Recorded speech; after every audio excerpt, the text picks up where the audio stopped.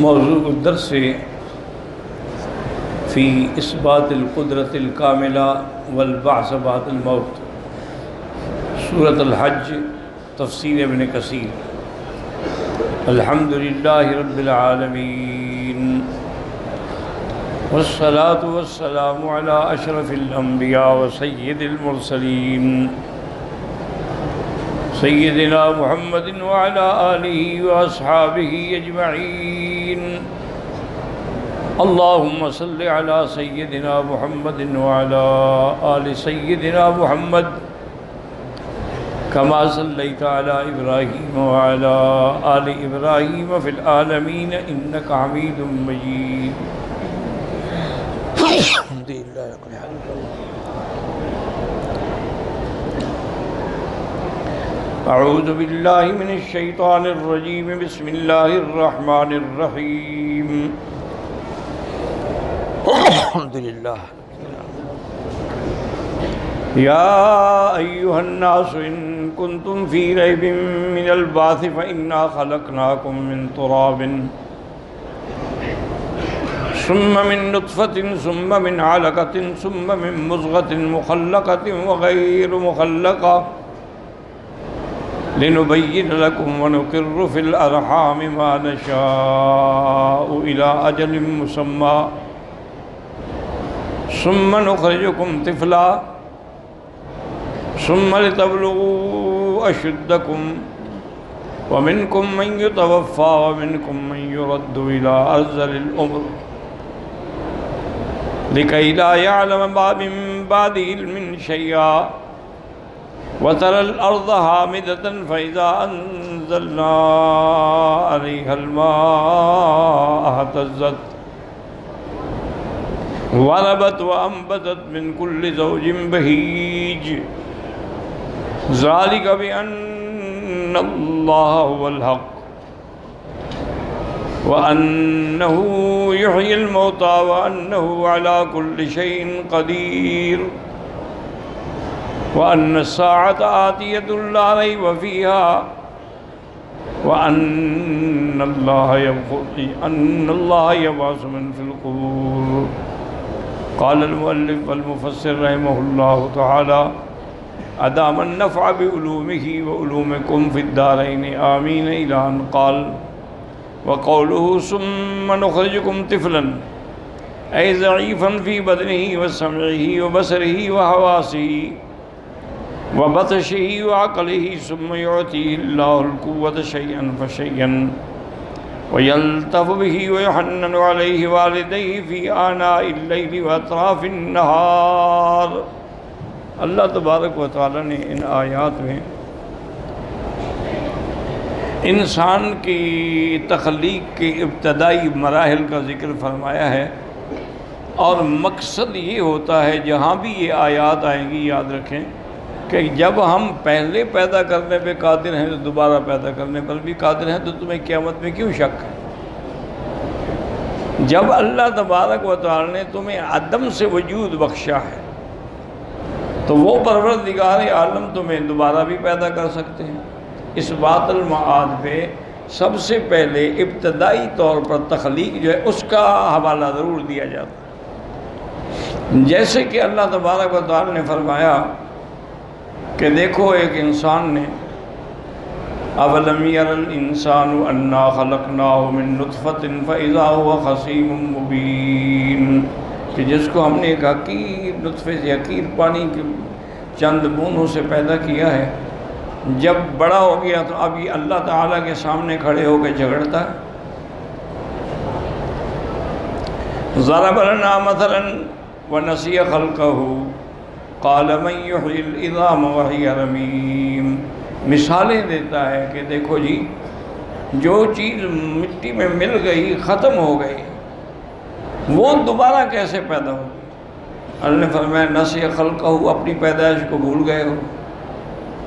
اصل قصہ جو ہے نا یہ صحیح احادیث میں موجود ہے کہ یہ نضر بن الحارث ایک مشرکوں کا بڑا سردار تھا۔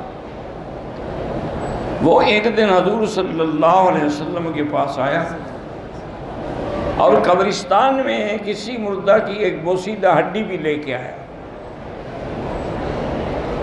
اور حضور پاک سے کہنے لگا کہ یا رسول اللہ صلی اللہ علیہ وسلم، یہ میں قبرستان سے لایا ہوں ہڈی، آپ کا کیا عقیدہ ہے کہ یہ دوبارہ زندہ ہوگی؟ اور پھر میں کہ نعم، بالکل ہوگی۔ اس نے اس کو یوں مسئلہ، وہ مٹی ہو گئی، پھونک ماری اڑ گئی، کہنے لگا اب بھی آپ سمجھتے ہیں کہ ہم دوبارہ اٹھے؟ اور پھر میں بالکل اٹھے۔ تو یہ غلط مثالیں دینے والا وہ نضر بن الحارث تھا، لیکن حکم تمام مشرکین کے لیے۔ اللہ تعالیٰ نے فرمایا کہ میرے محبوب آپ اس کو کہیں اَوَلَيْسَ الَّذِي خَلَقَ السَّمَاوَاتِ وَالْأَرْضَ بِقَادِرٍ عَلَىٰ أَن يَخْلُقَ مِثْلَهُمْ بَلَىٰ وَهُوَ الْخَلَّاقُ الْعَلِيمُ۔ آپ ان کو بتائیں کہ جس نے آسمانوں اور زمینوں کو پیدا کیا اور جس نے آپ لوگوں کو پہلے سے پیدا کیا ہے، کیا وہ دوبارہ پیدا کرنے پہ قادر نہیں؟ اور اللہ ہر چیز کے ذرے ذرے کو جانتے ہیں۔ تو اس لیے ہمیشہ یہ دلائل کا ذکر اس لیے کیا جاتا ہے۔ اور اس میں ایک اور مسئلہ بھی یاد رکھیں کہ اللہ نے مخلوق مختلف چیزوں سے بنائی ہے۔ اگر ایک چیز سے مخلوق پیدا ہوتی نا تو پھر وہ فلاسفہ اور جو ان کا عقیدہ ہے کہ جی ہر چیز مادے سے پیدا ہوئی ہے، تو کہتے دیکھیں جی ہر چیز مادے سے پیدا ہو رہی ہے، حالانکہ ان کو خود ہی پتہ نہیں کہ مادے کو کس نے پیدا کیا اور مادے کی حیثیت کیا اس کا پتہ نہیں، ان کو بس یہ یاد کی ہوئی ہے بات کہ جی مادے سے پیدا ہوئی۔ تو اللہ تعالی نے فرشتوں کو تو پیدا فرمایا نور سے، اور وہ معصوم مخلوق ہے، غیر مکلف ہے، ان پر شریعت کا کوئی حکم نہیں۔ اور اللہ تعالیٰ نے شیطان کو، ابلیس کو، اس کو پیدا کیا آگ سے۔ دونوں چیزیں روشن کرنے والی ہیں، لیکن ایک کی روشنی ہدایت کا ذریعہ ہے، دوسرے کی روشنی گمراہی کا ذریعہ ہے۔ آگ بھی تو روشن ہوتی ہے۔ اور اسی طرح اللہ تبارک و تعالی نے آدم علیہ السلام کو پیدا فرمایا مٹی سے، جیسے کہ قرآن پاک میں بھی ہے کہ خلقہ من تراب ہے، لیکن یاد رکھیں کہ صرف مٹی نہیں بلکہ 4 عناصر سے پیدا کیا ہے اللہ نے۔ 4 عناصر کا کیا معنی ہوتا ہے؟ یعنی جس میں آگ بھی ہے، پانی بھی ہے، ہوا بھی ہے، مٹی بھی، یہ 4 عناصر۔ تو اس لیے قرآن کہیں کہتا ہے من تراب، کہیں کہتا ہے من طین، کہیں کہتا ہے من صلصال کالفخار، کیونکہ اس پر کئی مرحلے آئے ہیں۔ جزو اعظم جو ہے وہ مٹی تھی۔ اب ایک یہ تیسری مخلوق ہو گئی، ایک نور سے، ایک نار سے، ایک مٹی سے۔ پھر اللہ کی قدرت دیکھیں کہ اللہ نے آدم علیہ السلام سوئے ہوئے ہیں، زندہ ہیں، ان کی بائیں پسلی سے بی بی حوا کو پیدا کر دیا، یعنی اس کا کوئی ماں باپ نہیں ہے، کہیں عمل نہیں ٹھہرایا، صرف آدم علیہ السلام کی پسلی سے اللہ نے پیدا کر دیا۔ اسی لیے نام حوا ہے کہ زندہ انسان سے نکالی گئی، اس لیے اس کو کہتے ہیں کہ حوا۔ یہ قسم ہو گئی چوتھی۔ 5ویں قسم اللہ نے بنائی ہے کہ ہر مخلوق جو ہے وہ جوڑے سے بنتی ہے۔ من کل شیء خلقنا زوجین، اس میں ذکر بھی ہے، انثیٰ بھی ہے، مرد بھی ہے، عورت بھی ہے۔ جب ان کا پانی ملتا ہے تو اس سے اللہ چاہے تو اولاد پیدا ہوتی ہے۔ فَلْيَنْظُرِ الْإِنسَانُ مِمَّا خُلِقَ خُلِقَ مِن مَّاءٍ دَافِقٍ يَخْرُجُ مِن بَيْنِ الصُّلْبِ وَالتَّرَائِبِ إِنَّهُ عَلَىٰ رَجْعِهِ لَقَادِرٌ۔ تو اللہ نے اس کو نطفے سے پیدا فرمایا۔ اور اسی طرح ایک اور قسم بھی ہے کہ اللہ نے سیدنا عیسیٰ علیہ السلام کو ان کی والدہ بی بی مریم کے بطن سے بغیر باپ کے پیدا فرمایا، یعنی بی بی مریم کو کسی انسان نے ہاتھ بھی نہیں لگایا، لم یمسسنی بشر، لیکن عیسیٰ علیہ السلام کو اللہ نے پیدا فرما دیا ہے۔ تو یہ ساری اقسام جو ہیں دلالت کرتی ہیں کہ اللہ قادر ہیں، یفعل ما یشاء و یحکم ما یرید، جو چاہیں کریں اور جیسا چاہیں کریں۔ اب اسی کے بعد اسی لیے جب نصرانیوں کا وفد آیا تھا جی اپنا عبد المسیح کی قیادت میں 70 آدمی آئے حضور کی خدمت میں. ان میں ان کے علماء بھی تھے، ان کے پیر بھی تھے، ان کے بزرگ بھی تھے، ان کے تاجر بھی تھے، ان کے بڑے بڑے پڑھے لکھے اسکالر بھی تھے. سب حضور کی خدمت میں آئے. یہ نجران سے آئے تھے. جیسے یہودیوں کا گڑھ اس وقت خیبر اور مدینہ تھا، نصارہ کا نجران تھا. انہوں نے آگے سلام کیا اور کہا کہ حضور ہم آپ سے کچھ بات کرنا چاہتے ہیں، اسی لیے حاضر ہوئے ہیں. فرمایا میں تو چاہتا ہوں کہ کوئی آئے اور بات کرے. انہوں نے کہا حضور ہمیں اجازت دیں، ہم تھکے ہوئے ہیں، تو کل انشاءاللہ پھر آپ سے مکالمہ ہوگا. صحابہ نے پوچھا حضور، صحابہ کہتے ہیں اتنا ایسا وفد ہم نے کبھی زندگی میں نہیں دیکھا کہ خوبصورت جوان اور عجیب قیمتی لباس پہنے ہوئے. تو صحابہ نے کہا حضور ان کو کہاں ٹھہرائیں؟ اب حضور کے پاس کوئی گیسٹ ہاؤس تو تھا نہیں. اور ہمیں مسجد میں ٹھہراؤ. اور کہاں ٹھہراؤ؟ اسی مسجد نبی میں ٹھہرا دو. وہیں ان کا انتظام کر دیا گیا.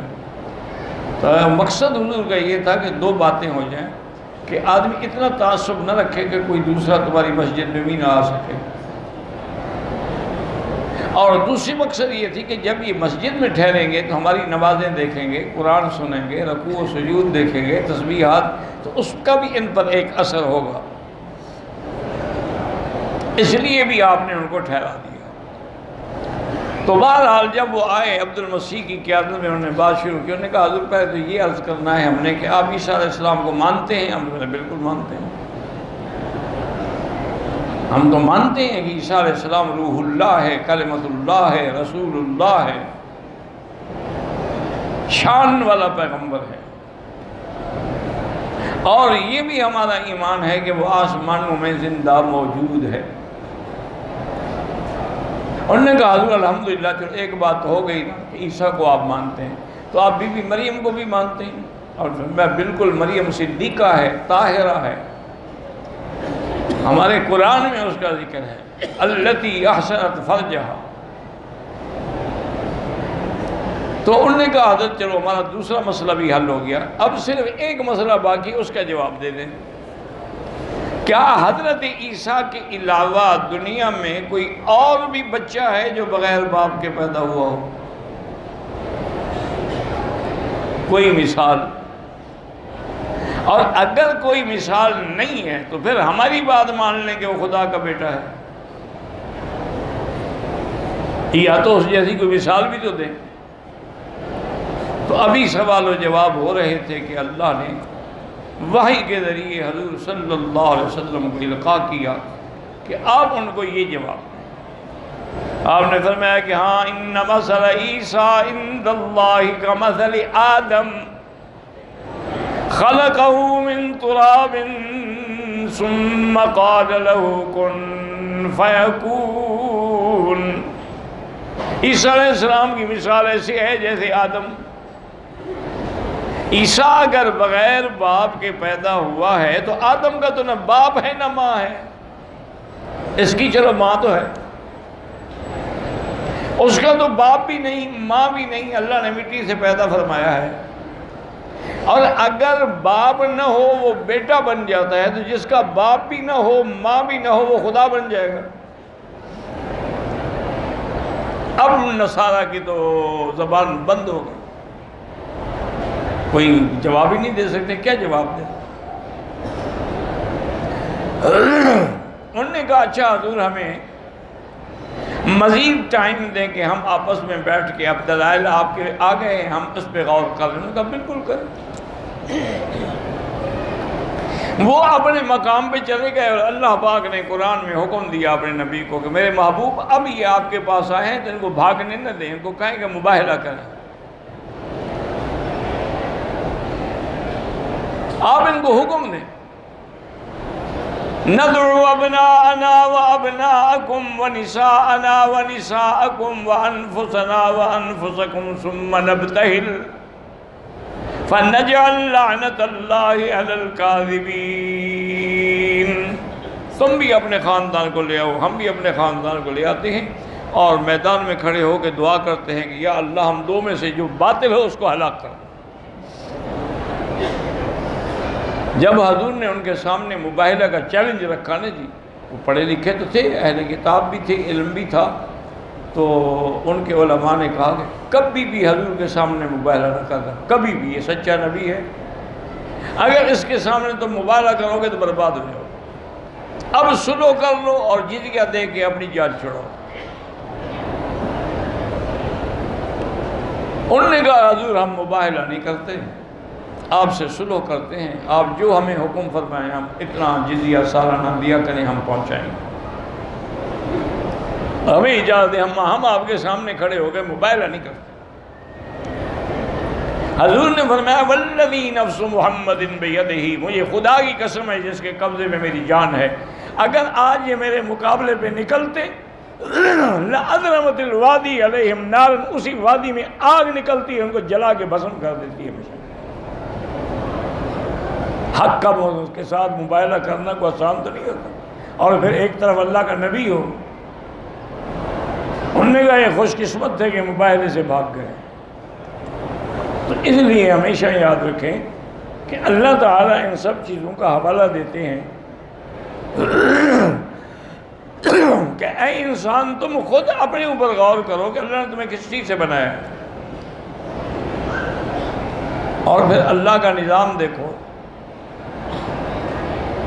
کہ میاں بیوی ملتے ہیں، روز ملیں، ہفتے میں ملیں، لیکن روز تو حمل نہیں ٹھہرتا تھا۔ جب اللہ کا حکم ہوتا ہے تو وہ جرثومہ اولاد والا جو ہے وہ عورت کے رحم میں جاتے، رحم اس کو بند کر دے۔ ثم جعلناہ نطفۃ فی قرار مکین۔ اسی لیے حضرت علی رضی اللہ تعالیٰ عنہ اپنے خطبات بلیغہ اور عظیمہ جو ہیں ان میں ایک دن آپ نے یہ بھی ارشاد فرمایا کہ عجبت من رجل، فرمایا مجھے تعجب ہوتی ہے جب میں کسی کو دیکھتا ہوں نا اکڑ کے چلتے ہیں کہ میں بڑا عالم اور میں بڑا چودھری اور میں بڑا، فرمایا اس کو شرم نہیں آتی کہ پیشاب کی جگہ سے حضرت 2 دفعہ نکلے ہیں، پھر اکڑ کس بات پہ رہا ہے؟ ایک تو جب نطفہ ٹھہرا ہے تو وہ بھی پیشاب کی جگہ سے کیا ہے نا، اور جب آپ پیدا ہوں گے تب بھی پیشاب کی جگہ سے پیدا ہوں گے، تو جو بندہ 2 دفعہ پیشاب کی جگہ سے نکلا ہو اکڑنے کا کیا معنی ہے؟ اس کو اپنی حقیقت یاد رکھنی چاہیے کہ میں کیا ہوں۔ تو اس لیے اللہ تعالیٰ نے فرمایا کہ یہ مراحل ہیں، مراحل تولید ہیں کہ پہلے نطفہ ہوتا ہے، اس کے بعد پھر علقہ بنتا ہے، فاصلہ 40 دن کا ہوتا ہے، اس کے بعد پھر مضغہ بنتا ہے، اس کے بعد پھر اس کو گوشت چڑھایا جاتا ہے، اور پھر اللہ فرشتوں کو حکم دیتے ہیں، وہ لکھتے ہیں، اس کا رزق بھی لکھتے ہیں، اجل بھی لکھتے ہیں، اور یہ بھی لکھتے ہیں کہ ایک موت اس کو کب آئے گی اور کہاں آئے گی، یہ سعید ہوگا یہ شقی ہوگا، سب کچھ لکھا جاتا ہے۔ اب اللہ فرماتے ہیں کہ پھر ہم بچوں کو پیدا کرتے ہیں، بعض تو پیدا ہونے سے پہلے مر جاتے ہیں، بعض پیدا ہونے کے فوراً بعد مر جاتے ہیں، بعض پیدا ہونے کے بعد اب وہ رضاعت کے دور میں آ جاتا ہے کہ ماں کے دودھ پہ اس کی زندگی گزر رہی ہے، اس کے بعد آہستہ آہستہ پھر اس کو جوانی آتی ہے، شباب آتا ہے، قوت آتی ہے، اس کے بعد پھر بڑھاپا آتا ہے، اس کے بعد پھر موت آتی ہے۔ اللہ الذی خلقکم من ضعف ثم جعل من بعد ضعف قوة ثم جعل من بعد قوة ضعفا وشیبہ۔ تو یہ ادوار ہیں، تو اللہ نے فرمایا ان پہ جب غور کرو گے تو تمہیں سمجھ نہیں آتا کہ میں دوبارہ بھی تمہیں پیدا کرنے پہ قادر ہوں، جب ان حالات کو سے تم گزرے ہو۔